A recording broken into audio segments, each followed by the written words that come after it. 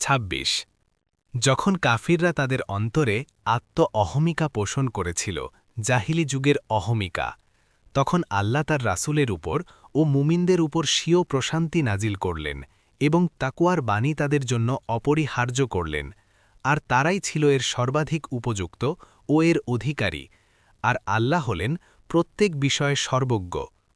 ২৭ অবশ্যই আল্লাহ তার রাসূলকে স্বপ্নটি যথাযথভাবে সত্যে পরিণত করে দিয়েছেন।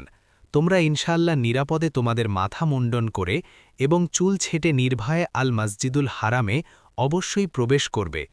অতঃপর আল্লাহ জেনেছেন যা তোমরা জানতে না, সুতরাং এছাড়াও তিনি দিলেন এক নিকটাবর্তী বিজয়। ২৮ তিনিই তার রাসূলকে হেদায়েত ও সত্য দ্বীনসহ প্রেরণ করেছেন, যাতে তিনি এটাকে সকল দ্বীনের উপর বিজয়ী করতে পারেন, আর সাক্ষী হিসেবে আল্লাহই যথেষ্ট। ২৯ মোহাম্মদ আল্লাহর রাসূল এবং তার সাথে যারা আছে তারা কাফিরদের প্রতি অত্যন্ত কঠোর, পরস্পরের প্রতি সদয়।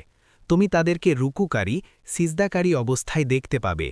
তারা আল্লাহর করুণা ও সন্তুষ্টি অনুসন্ধান করছে। তাদের আলামত হচ্ছে তাদের চেহারায় সিজদার চিহ্ন থাকে। এটাই তওরাতে তাদের দৃষ্টান্ত।